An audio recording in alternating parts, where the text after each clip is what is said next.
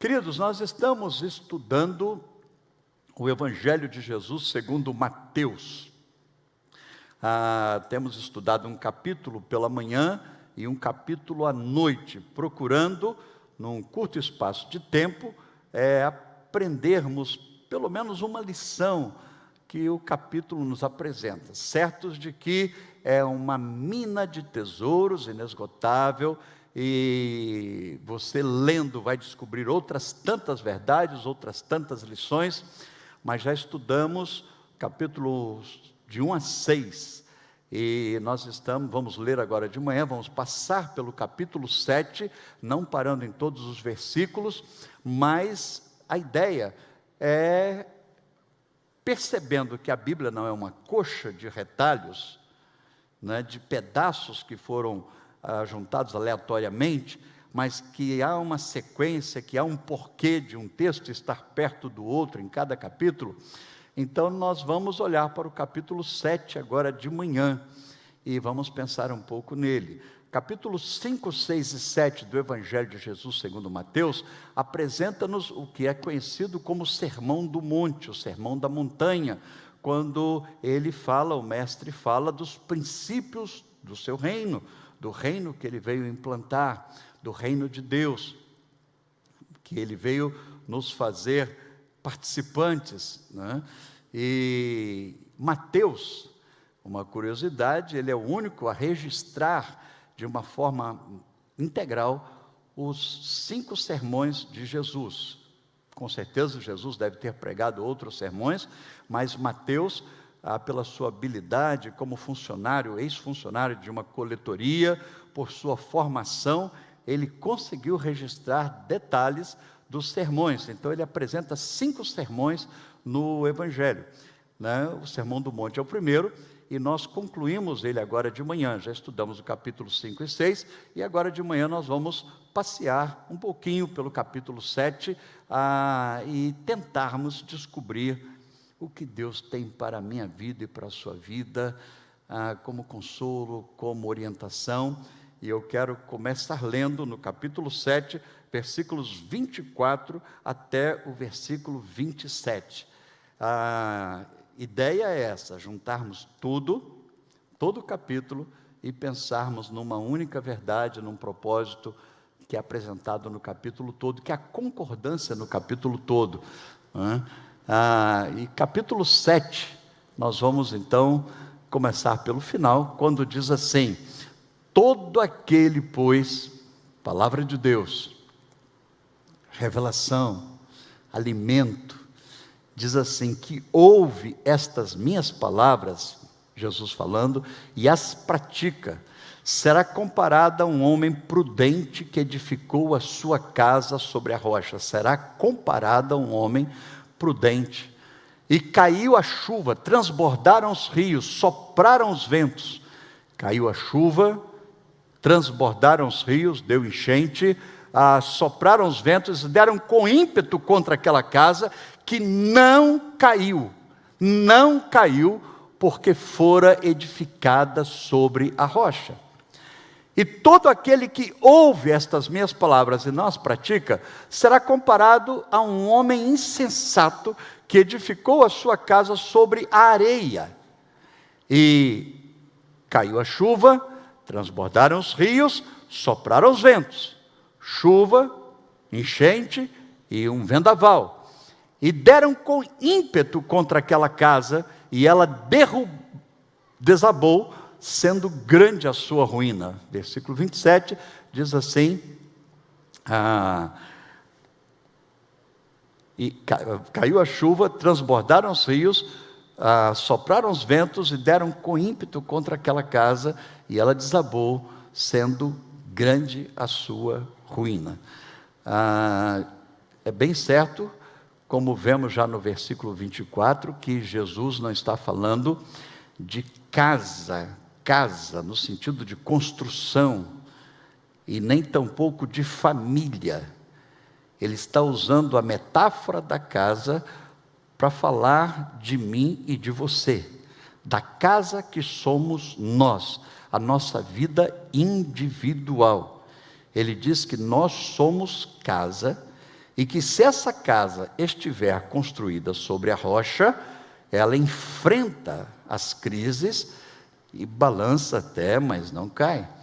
Mas se não estiver sobre a rocha, é grande a sua ruína. Então veja bem, ele não está falando de casa prédio, ele está falando de mim, de você, da pessoa, do indivíduo, né? A pessoa que ouve a palavra e a pratica será como uma casa. Ele usa essa metáfora, será como uma casa edificada sobre a rocha e que enfrenta as adversidades. É interessante observar que tanto a pessoa que tem a casa construída na rocha, como a que construiu a casa na areia, ambas enfrentam os mesmos tipos de crise. Na parábola que Jesus contou, né, fica claro que a calamidade, que as adversidades não são diferentes. Mesmo quem construiu sobre a rocha, mesmo quem construiu sobre a areia, enfrentam os mesmos problemas. O vento sopra com força, a chuva cai pesada e a enchente, a enxurrada, ela tenta arrastar e derrubar. A diferença não está na crise. E já fica aí uma verdade para mim e para você, que muitas vezes sofre achando que é o único, que Deus não te ama, que Deus te deletou, e que Deus esqueceu de você, ou que é o diabo que está governando a história. É bom sempre lembrar isso, porque não poucas vezes na Bíblia essa verdade é reafirmada, que todos enfrentamos crises. Todos enfrentamos calamidade. E no final do Sermão do Monte, é nos apresentado, inclusive, a igualdade em relação aos problemas enfrentados pelos dois grupos, o que constrói a casa na areia e o que constrói a casa sobre a rocha. Todos enfrentamos. A diferença está no alicerce, a diferença está na base, na qual ela é construída. Quer dizer, a diferença está justamente porque uma foi construída sobre a rocha e outra foi construída sobre a areia. Mas daí então, uma verdade que eu quero pensar agora de manhã com os irmãos, a partir desse texto, não é só considerar que os problemas vêm para todos. Agora mesmo essa pandemia, né, a qual faz parte do contexto, ela acontece na história de todos. Tem cristãos fiéis, piedosos, que morreram.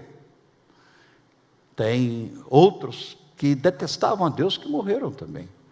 A verdade é que a pandemia veio, né, e veio para todos. Mas eu não quero pensar somente nessa questão da crise, mas da resiliência, da capacidade não só de enfrentarmos a crise, mas de reagirmos positivamente em meio à crise. Essa palavra resiliência é uma palavra que foi tomada emprestada da física, dos materiais que eram reutilizados, reaproveitados, dos materiais que não estavam prontos para serem usados, não deu certo, mas eles voltaram então a ser recompostos e reaproveitados.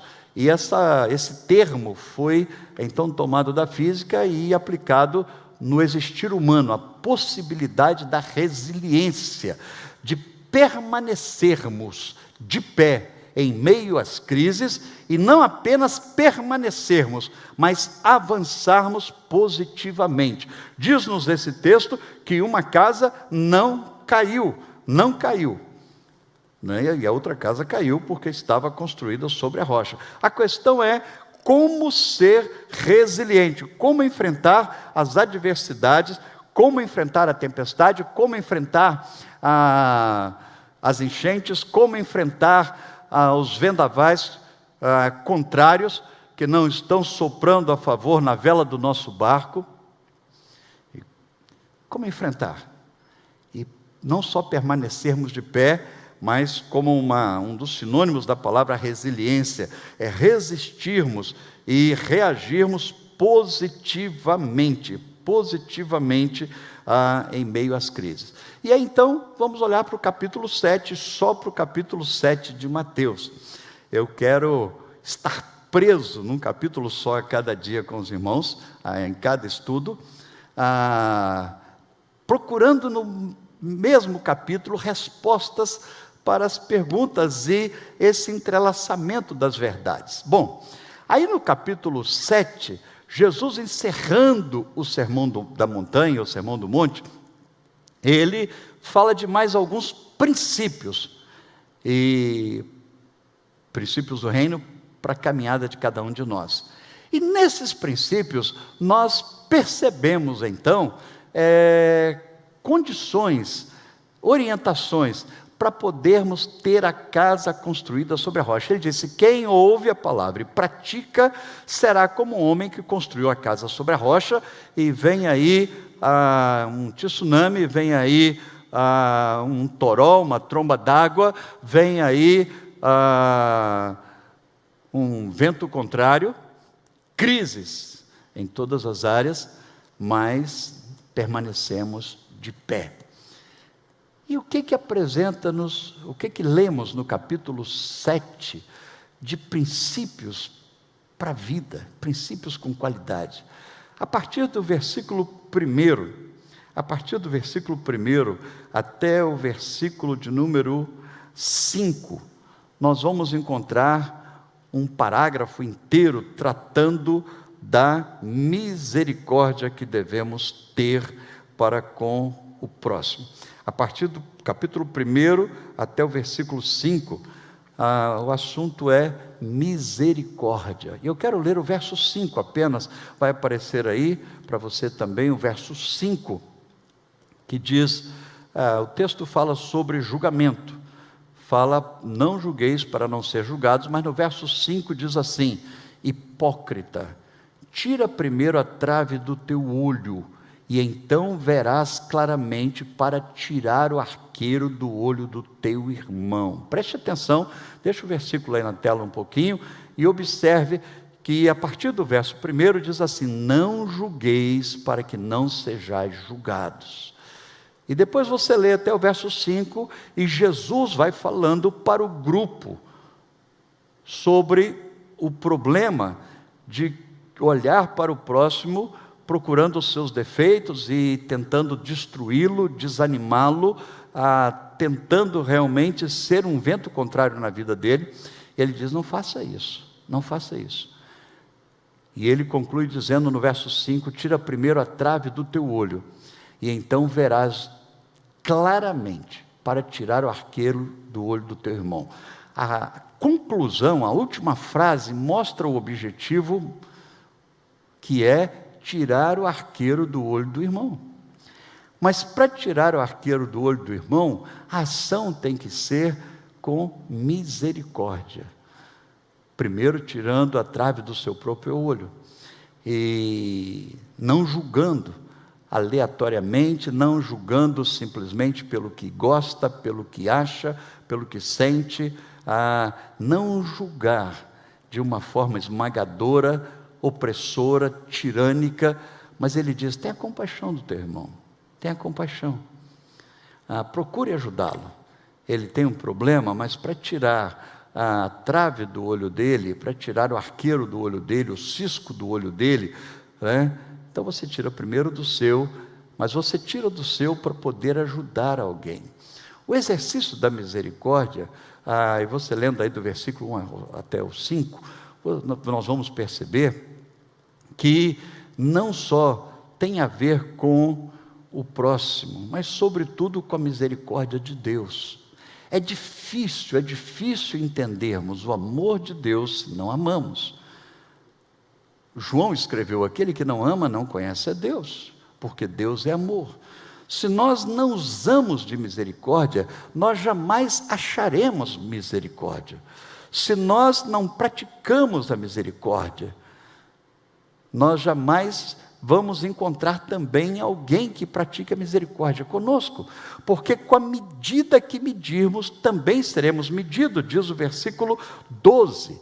Veja lá no texto, versículo 12, aí no capítulo 7, Versículo 12 diz assim: tudo quanto, pois, quereis que os homens vos façam, assim fazei-o vós também a eles, porque esta é a lei e os profetas. A verdade é que parece até uma heresia, quando tratamos tanto da graça, quando tratamos tanto da misericórdia de Deus, mas se não agirmos com misericórdia, ainda que Deus haja com misericórdia, e ainda não porque Ele agirá com misericórdia para com a nossa vida, mas nós não aproveitaremos dessa misericórdia, nós não aproveitaremos dessa graça.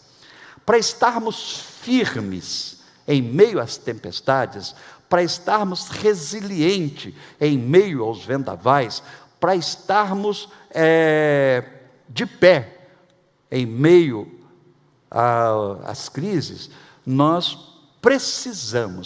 precisamos de exercer com fartura a generosidade, a misericórdia, a compaixão para com o próximo. E uma das maneiras contrárias, um dos antônimos da misericórdia, é a crítica destrutiva, é a crítica maligna, é a fofoca do inferno, é o desejo de destruir o outro, porque o outro se coloca como concorrente.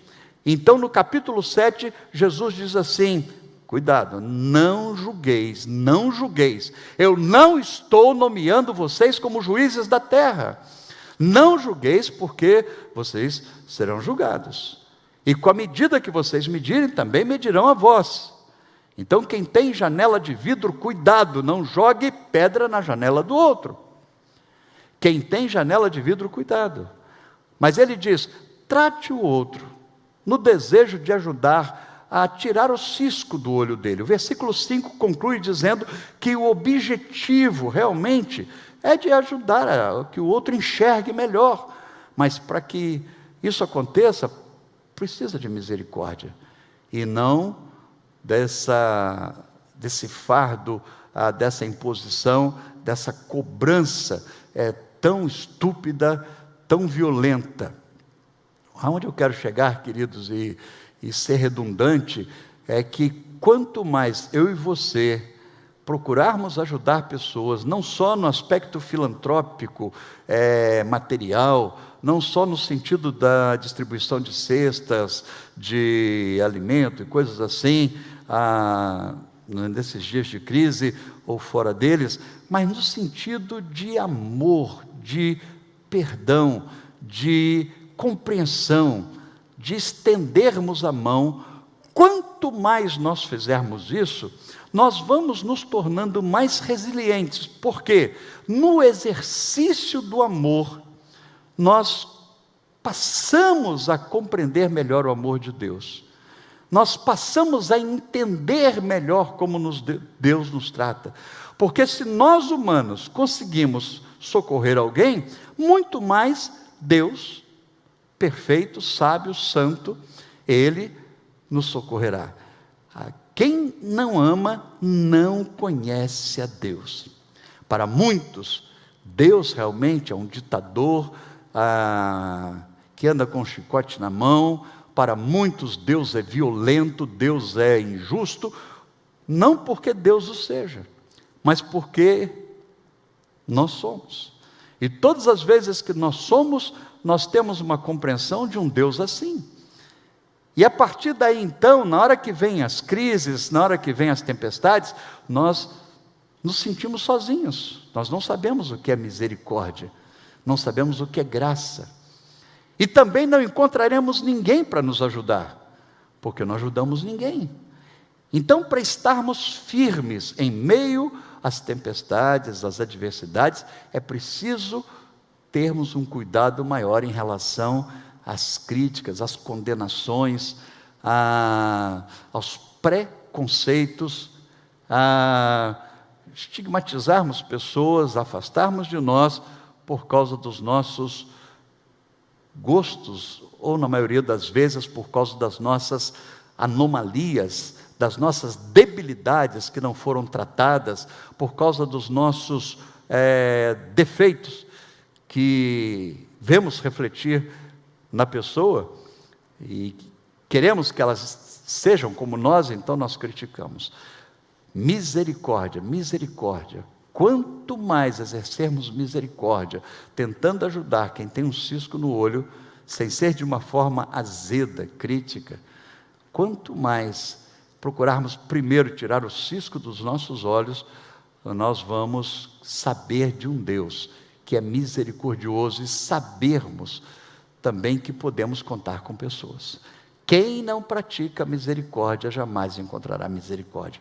E aí é por isso que alguns no meio da crise dizem, mas ninguém me procurou, mas ninguém fez isso por mim, ninguém, né? Ou Deus mesmo, parece que se esqueceu de mim. Será que não é por esse motivo? Eu não estou generalizando, eu não estou criando aqui um dogma, uma tese absoluta, mas eu estou dizendo que a prática da misericórdia nos ajuda em muito nos momentos de crise.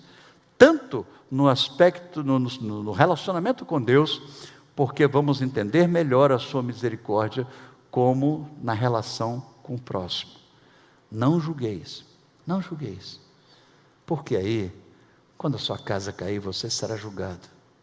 Não vai ter ninguém para dizer, olha, eu vou te ajudar, eu vou estender a mão. Não julgueis, não julgueis. Eu lembro de Paulo chegando lá na ilha de Malta, conforme registra Atos, no capítulo 27 e 28, e Paulo é mordido por uma víbora, e então as pessoas dizem, olha, esse cara é um bandido, esse cara não presta, porque ele enfrentou o naufrágio, ele já estava preso, e agora uma serpente venenosa o morde, esse cara realmente é um condenado por Deus. E Paulo sacudindo a serpente sobre uma fogueira, ela cai e morre. Paulo não morreu como eles esperavam. E o interessante é que depois Paulo descobre que todos os habitantes, ou a maioria dos habitantes da ilha de Malta estavam enfermos, e os socorre, e usa de misericórdia para com eles. Eles não foram misericordiosos para com Paulo, eles foram críticos, eles foram amargos, eles foram cheios de condenação, daquele desejo diabólico de ver a pessoa que já está caída sendo esmagada.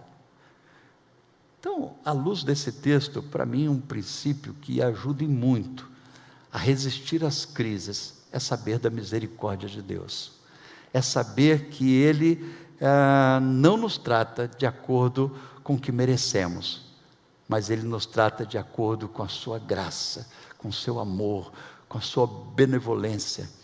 Agora, só que para que eu saiba disso na hora da crise, e eu não fique tão frenético, tão agitado, ao ponto de derrubar a casa quando ela está caindo, porque em meio à crise, às vezes a inquietação é tanta que nós derrubamos. Eu não estou falando de casa a casa, e volto a insistir, não estou falando de família, estou falando da existência.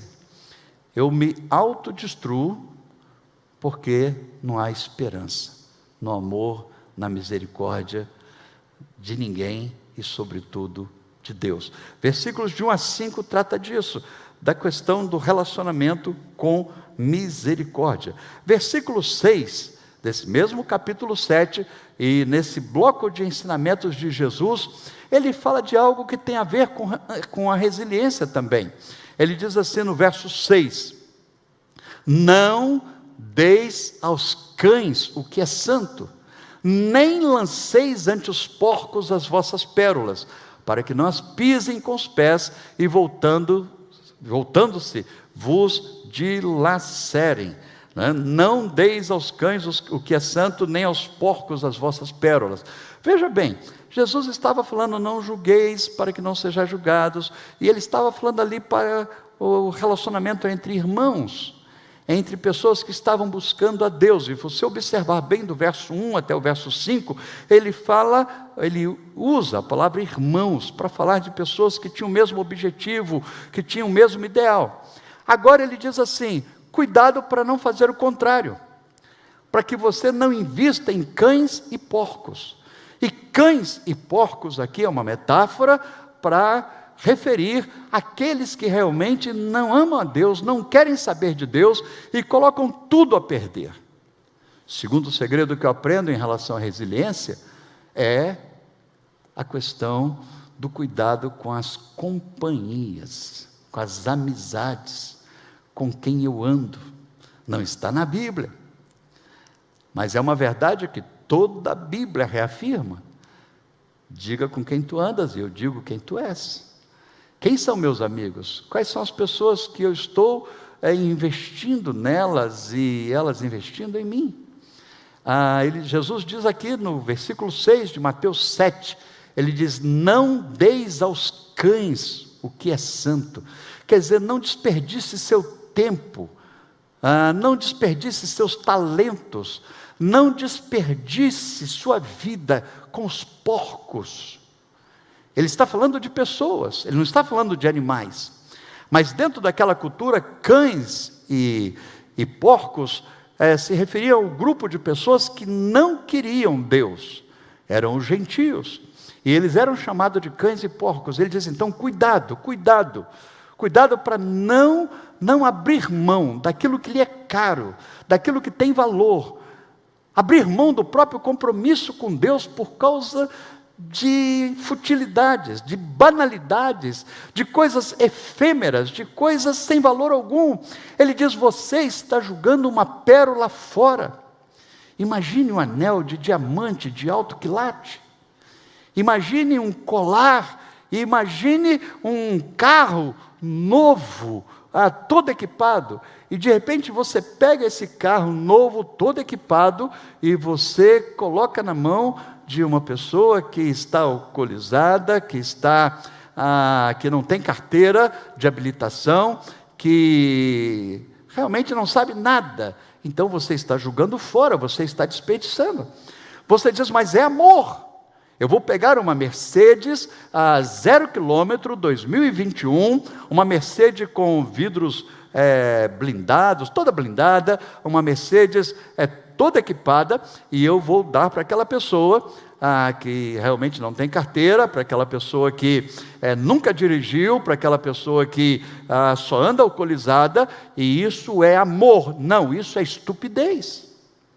E é o que Jesus está falando: ao mesmo tempo que eu tenho que investir naqueles que têm algo para me oferecer, naqueles que podem me ajudar, que sabem também o que é misericórdia, e no verso de 1 a 5 ele fala de irmãos, no verso 6 ele fala daqueles que não querem nada com nada. E eu repito aqui tantas vezes que quem anda com porco come farelo, quem anda com morcego dorme de cabeça para baixo, quem anda com gambá fede. A questão das más companhias é tão sério que no Salmo 1, no maior livro da Bíblia, a primeira orientação é essa: bem-aventurado é o homem que não anda segundo o conselho dos ímpios, que não se assenta na roda dos escarnecedores. Más companhias. Para ser resiliente, temos que ter pessoas boas do nosso lado. A resiliência tem a ver com quem são nossos amigos. Aquelas pessoas que podem nos dar palavras de consolo, de ânimo. Não só nós servimos aos outros, e é o que vemos nos versos de 1 a 5, nós servirmos aos outros, mas também termos por perto e selecionarmos pessoas que têm algo para nos oferecer. É claro que devemos ajudar a todos, amar a todos, mas não dessa forma ampla, de uma forma inconsequente. Muitas vezes nós fazemos uma confusão tremenda em relação à misericórdia. Nós queremos amar mais do que Jesus. Lá no Calvário, Jesus na cruz, um dos ladrões do lado pede perdão, pede ajuda. A casa dele estava ruindo, caindo, ele estava no fim. O vento contrário, a tempestade, a enxurrada, e ele estava no fim. Mas ele olha para Jesus e pede socorro. E Jesus diz: hoje mesmo estarás comigo no paraíso. O outro do outro lado zombava, e Jesus não lhe deu a mesma palavra, a mesma promessa. É interessante observar isso, porque às vezes queremos amar mais do que Jesus. Nós escolhemos os dois, e se fôssemos nós, talvez dessemos a mesma oportunidade para os dois, mas é preciso ter cuidado para não dar pérolas aos porcos. Cuidado, para não dar pérolas aos porcos, nem abrir mão daquilo que é de valor, daquilo que tem significado. Há pessoas trocando o reino de Deus, essa pérola de grande valor, o reino de Deus, a palavra, a comunhão com os irmãos, pessoas trocando a eternidade, o direito de morar no céu, jogando tudo isso fora, jogando uma herança que recebeu de fé, de testemunhos, e jogando tudo isso fora, por causa de más companhias. Quando ele diz cães e porcos, ele está se referindo a más companhias e ao desperdício de tempo, ao desperdício de valores, ao desperdício de talentos e de tantas outras coisas valiosas. Não é um princípio. É um princípio, e se for desobedecido, com certeza, quando vem a crise, nós não temos quem nos ajudar, porque essas pessoas são cães e porcos, elas não têm nada para nos oferecer. Elas vão se comportar como nós demos nossas pérolas a elas, e elas já desperdiçaram as pérolas com os outros, e elas não poderão fazer nada por nós. Lembra da história do filho pródigo? O filho pródigo levou dinheiro para uma terra estranha, e ele fez justamente isso, ele deu aos cães e aos porcos, e ele desperdiçou os seus bens. Na hora que veio a tempestade na história do filho pródigo, na hora que a enchente apareceu, na hora que os ventos sopraram contrário, a casa dele caiu. Porque as pessoas com as quais ele distribuiu valores, elas não sabiam o que é retribuição. E ninguém lhe deu nada. E ninguém me dará nada e nem dará para você. No sentido de cães e porcos, eles não têm nada para nos oferecer na hora do arranca-toco, na hora do quebra-pau, na hora das densas trevas, eles não têm nada para nos oferecer. Então Jesus disse: não deis aos cães nem aos porcos as vossas pérolas e os vossos valores. Primeiro, eu aprendo que a resiliência tem a ver com misericórdia. Realmente é um casamento, porque eu preciso muito dessa consciência da misericórdia de Deus e de pessoas misericordiosas perto de mim na hora que eu estou em crise. Mas eu preciso também de ter muito cuidado para afastar os urubus, para afastar pessoas ignóbeis, pessoas que destroem, porque na hora da crise, ela só vai piorar se eu estiver mal acompanhado. É preciso ter gente que saiba dar valor aos valores, e eu também preciso dar valor aos valores, porque senão eu me perco no tempo da crise. Em terceiro lugar, um terceiro segredo que eu aprendo aqui no capítulo 7, eu estou olhando só para o capítulo 7, e pensando na casa que não cai, porque ela foi edificada sobre a rocha, e eu aprendo que o exercício da misericórdia, não julgueis, para que não sejais julgados. Não julgueis. Você está vendo um cisco no olho do teu irmão, mas tira primeiro do seu, e procura com jeitinho ajudá-lo, mas é com carinho, é primeiro se tratando, não uma condenação hipócrita. Segundo, não deie aos porcos, não distribua com os porcos as pérolas. Cuidado com as alianças, porque na hora da crise nós precisamos de suporte. Cuidado com as alianças. Mas em terceiro lugar, continuando a leitura aí do capítulo 7, Jesus diz que eu tenho que aprender também a ouvir não de Deus, a ouvir o não de Deus, a estar consciente de que nem sempre Deus fará o que eu quero, mas fará a sua soberana, sábia e perfeita vontade. Romanos capítulo 12 diz que a vontade de Deus é boa, perfeita e agradável. A vontade de Deus. Mas principalmente nos dias atuais, na cultura em que vivemos, nós somos levados a crer que tudo o que queremos, desejamos, nós vamos conseguir. E se não conseguirmos, temos que ser anarquistas, violentos, rebeldes, e como criança fazer birra, porque com birra e com ações agressivas nós conseguiremos. Só que com Deus não é assim. Deus diz não. Deus diz não, e é preciso aprender sobre isso para poder ficar firme nos dias maus, para não brigar com Deus. Coisa horrível. Na hora que a chuva vem, na hora que os ventos sopram, na hora que a enchente sobe, você está de mal com Deus.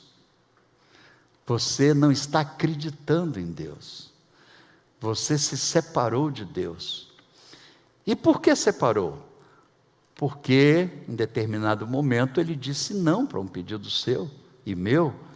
Em determinado momento ele não atendeu, ou até mesmo pelo fato da própria chuva cair. Então nós muitas vezes somos treinados a crer que pelo fato de aceitarmos Jesus, né, a Abel será batizada agora de manhã, e ela está certa disso, que depois do batismo, as coisas não vão se tornar um mar de rosas na história dela. E ela vai estalar os dedos, e aí então terá dinheiro, estalar os dedos, e terá uma viagem dos sonhos. Não é assim. Batizando, envolvendo com Jesus, a chuva cai, os ventos sopram contrário, a enchente sobe. Mas isso não significa que Deus nos deletou. É preciso continuar firme, é preciso continuar amando, é preciso continuar crendo que Ele está no controle. E o que nós lemos aí em Mateus capítulo 7, dos versos 7 a 11, há dias atrás até postei uma mensagem que me ajudou demais, que me fez bem demais, em relação a essa questão dos nãos de Deus. Quando Ele diz assim: qual de vós é o pai que se o filho lhe pedir um pão, o pai lhe dará uma pedra? E ele, olhando para a multidão que o assistia ali no Sermão do Monte, ele diz: qual de vós que é o pai, que se o filho pedir um peixe, o pai lhe dará uma cobra? E ele diz: vocês que são maus, não farão isso? Não têm coragem de fazer isso, muito menos o vosso Pai Celestial lhes dará uma pedra ou uma cobra, sabendo que o que vocês precisam é de peixe e de pão. Ele está dizendo que, pelas nossas limitações, pela pequenez do nosso cérebro, em relação à grandeza de Deus, muitas vezes fazemos pirraça e brigamos porque queremos pedra e cobra. Nós queremos colocar os 2 dedos numa tomada de 500 volts e esnobarmos uma fé dizendo que não seremos queimados, colocar a mão num fio de alta tensão, ou pularmos numa catarata e achar então que não teremos problema algum. E Deus está dizendo: olha, eu sou Pai, e se você quiser fazer uma besteira dessa, eu não deixarei. Então você tem que entender os meus nãos como prova de amor por você. Você tem que entender os meus nãos como o meu cuidado por você. A partir do momento que você entende que a enchente, que a chuva, que os ventos também são manifestações do amor de Deus, fica mais fácil enfrentar as crises, fica mais fácil vencê-las. É interessante olharmos a história de Jó. Se alguém enfrentou um dilúvio existencial maior, foi Jó. Noé enfrentou um dilúvio real de águas, e é claro que também isso afetou o seu interior, a sua existência, mas Jó enfrentou um dilúvio realmente interior. Ele ficou de luto, perdera 10 filhos, ele perdeu todos os bens, não só perdeu o emprego, mas ele perdeu tudo que tinha. E Jó perdeu os filhos, perdeu os bens, perdeu a saúde. Ele não ficou com um exame positivo de coronavírus por um tempo, ele não ficou com câncer, mas ele ficou doente da cabeça aos pés. Mas outros tantos problemas aconteceram com Jó. O pior de todos, e ele diz o texto que a partir do momento que ele ia descobrindo os problemas, Jó adorava a Deus. Jó, ele não se afastou de Deus. Jó começa a fraquejar quando amigos da onça se aproximam dele e fazem crer que Deus não diz não, nunca diz não. Amigos procuram incutir na cabeça dele que Deus nunca diz não, que quando Deus diz não, é porque você está em pecado. Então disseram: Jó, você está em pecado, Jó, você fez alguma coisa contra Deus. E a verdade é que não é assim. Jó andava com Deus, Jó era amigo de Deus, Jó pecava sim. Muitos leem que Jó era homem íntegro e reto e acham que Jó então era perfeito. Não, Jó era pecador, como todo ser humano. Mas ele andava com Deus, ele procurava Deus no meio das suas limitações. Só que os amigos tentaram incutir na cabeça dele de que se você anda com Deus, Deus nunca diz não. A resiliência está no fato de aprender a ouvir não, de aprender a ouvir o barulho da tempestade, de aprender a ver as janelas balançando com o vento forte, a casa tremer. A resiliência vem quando você percebe que Deus está no controle, mesmo a enchente subindo, cada vez mais e parecendo nos engolir e nos devorar. Dos versículos, aqui no capítulo 7, versículos 7 a 11, fala sobre esse aceitar o não de Deus. Qual de vós é o pai que, se o filho pedir um peixe, lhe dará uma cobra? Deus está dizendo: eu não vou te dar uma cobra, eu não vou te dar uma pedra. Você pode fazer pirraça, você pode se afastar de mim, você pode, sabe, mas eu não vou ser cúmplice dos seus projetos errados. Eu não participarei. Isso aí não é o que eu tenho para você. Eu tenho o melhor para você. Eu tenho o melhor para você. Eu tenho o melhor para você. Então eu não vou assinar embaixo, eu não vou pôr a mão em cima e abençoar. Então, queridos, a partir do momento que eu compreendo, não é fácil, mas eu começo a aceitar os não de Deus, há uma resiliência maior. Porque se eu brigo com Deus, ou se eu me enfraqueço com os nãos, eu caio fácil. A tempestade me afoga, me joga no chão, a enchente me afoga, os ventos contrários me derrubam. É preciso aprender. E ainda no capítulo 7, lá nos versículos 15 até o versículo 23, até o versículo de número 23, terminando o Sermão do Monte, já indo para o final do Sermão do Monte, Jesus ele diz o seguinte: você quer ser resiliente? Seja misericordioso, seja bondoso, porque quanto mais bondoso, gracioso, você vai entender Deus, porque Deus é amor. E você vai conseguir amigos bons que também sejam graciosos. Nem todos com os quais você usar de gratidão, usarão de gratidão com você. Mas seja gracioso, faz a vida mais leve, faz a vida mais leve. Segundo, evite as más companhias. Não deis suas pérolas aos cães, aos porcos. Terceiro, aprenda a ouvir não de Deus. Aprenda a se submeter à vontade dEle. Ele ensinou na oração que lemos semana passada, no capítulo 6, seja feita a tua vontade, assim na terra como no céu.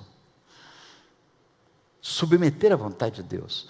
Mas dos versículos 15 até o 23, é interessante que ele vai falando desses assuntos que parecem tão desconectados, mas ajudam muito a resiliência.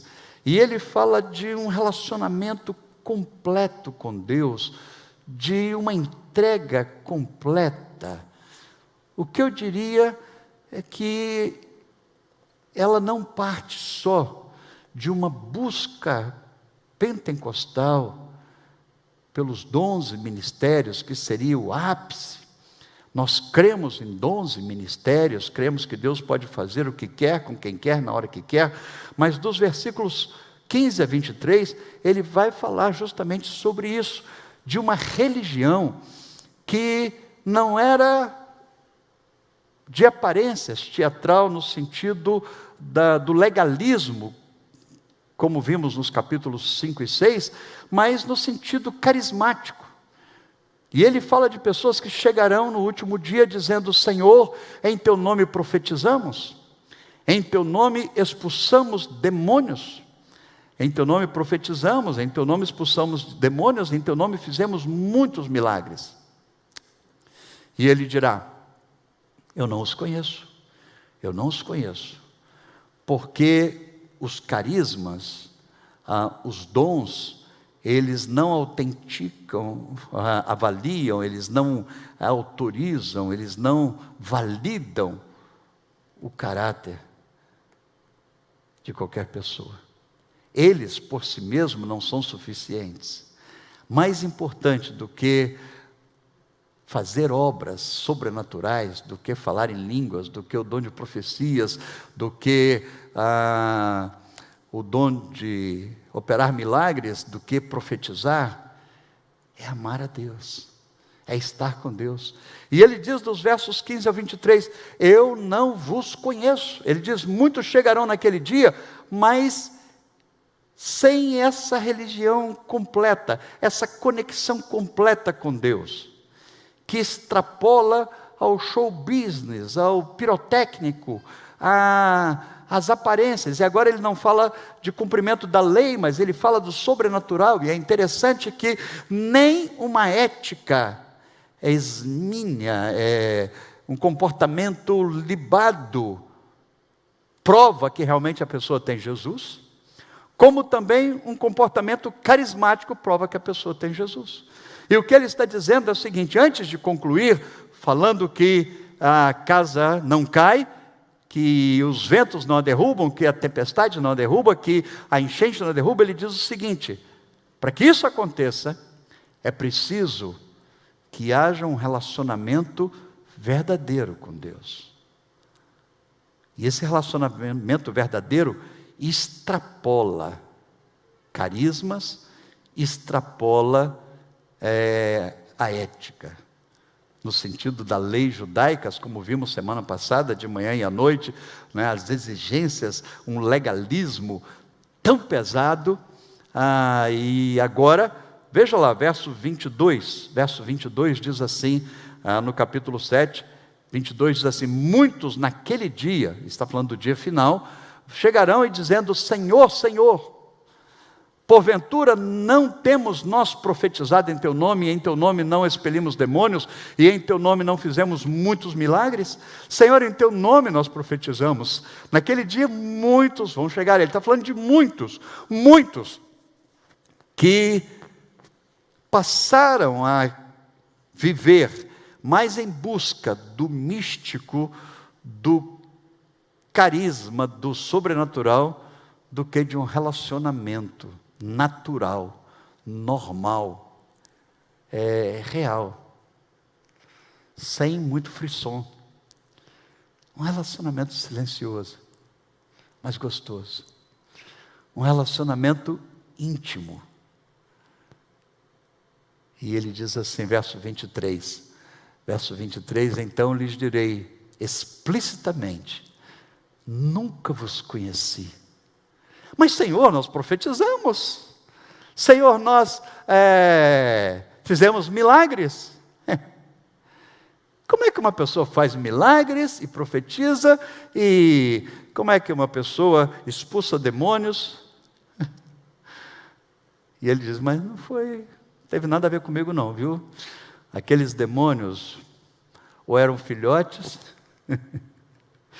ou eram outro tipo de enfermidade que vocês acharam que eram demônios, mas não eram demônios, porque nem o próprio demônio expulsa o demônio. Então, vocês não expulsaram demônios, porque por meu nome, por minha causa não foi.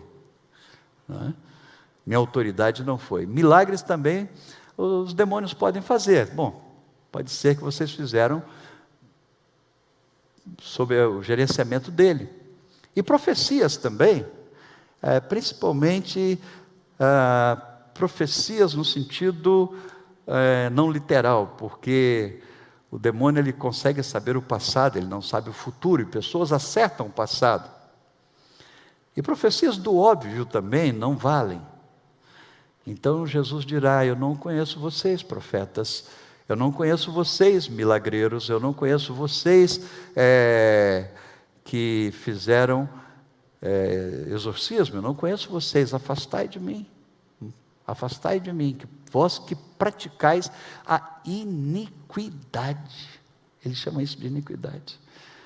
Então, qual o segredo que eu aprendo aqui? Eu estou em busca da resiliência.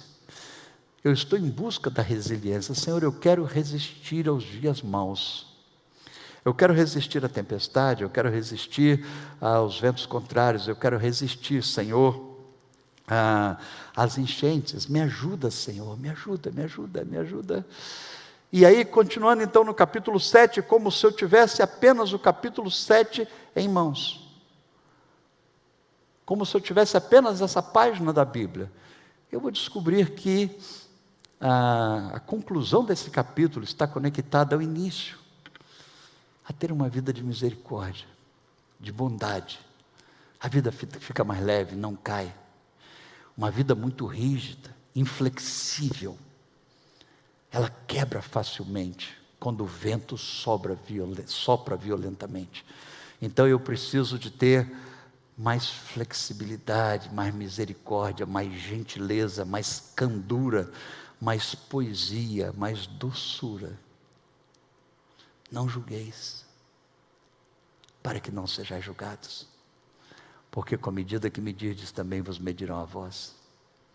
Tudo o que quereis que os outros vos façam, façam também para eles. Seja misericordioso, porque aí na hora da crise, você conta com a misericórdia de Deus, não pelo que você fez, mas porque ela já está ali, e você vai percebê-la, e eu vou percebê-la. Na hora da crise, você tem também pessoas misericordiosas por perto.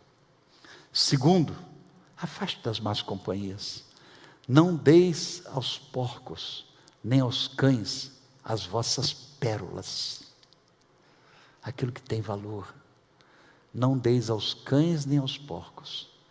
Terceiro, aprenda a ouvir não de Deus.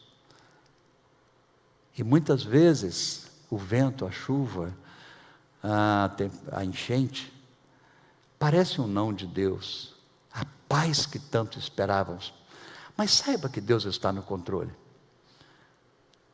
e Ele tem um objetivo nisso, não sabemos qual. Essa é uma pergunta que é feita constantemente: por que Deus? Por que Deus? Por que Deus? Por que o Senhor está fazendo isso? Mas a verdade é que Ele é sábio, perfeito.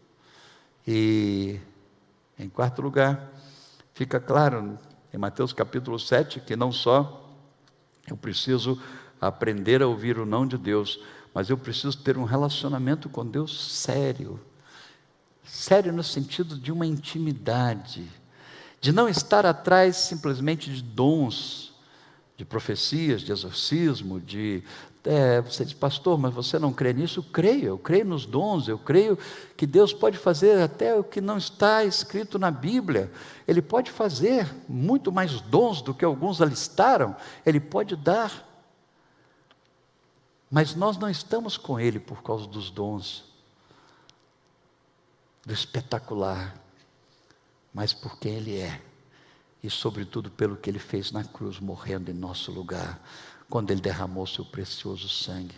Nos entregamos a Ele nas nossas limitações, queremos caminhar com Ele, queremos segui-lo, queremos servi-lo, queremos ser dEle todos os dias. E assim, com certeza, enfrentamos mais os dias maus. Que Deus abençoe a mim, a você, para que nós possamos enfrentar os dias maus. É possível cair, mas que Deus nos ajude a não cairmos, que Deus nos ajude a sermos resilientes, a estarmos de pé. Há um outro detalhe aí no texto, e eu quero encerrar com ele, mas quando ele fala de encarar desafios, de não procurar atalhos, quando no mesmo texto, no capítulo 7, ele diz assim, que a porta é estreita e o caminho é largo. Aí ele diz assim, olha, cuidado, cuidado, porque na hora do aperto, versículo 13, entrai pela porta estreita e pelo caminho apertado. O desejo, muitas vezes, da facilidade, pode me levar para uma enrascada. Versículo 14, tem aí o versículo 14, diz, entrai pela porta estreita. 14 diz, porque estreita é a porta e apertado é o caminho, que conduz para a vida, e não são poucos os que acertam com ela. Não são poucos os que acertam. E são poucos os que acertam. São poucos os que acertam por ela. Então, procure não achar que sempre o caminho mais fácil é o melhor caminho. Procura encarar desafios, caminhos estreitos, portas estreitas, que eu possa não ter medo do aperto, mas numa certeza grande, que eu vencerei no nome de Jesus. Deus abençoe, que Deus nos dê resiliência. Leia o capítulo 7, releia, veja que você não está, nem eu, nós não estamos isentos de crises, de dias difíceis, mas que, como o próprio Jesus Cristo disse, aquele que pratica esses princípios, que pratica os seus ensinamentos, constrói a casa numa rocha, e a casa não é derrubada. Que Deus nos abençoe. Amém. Amém e amém.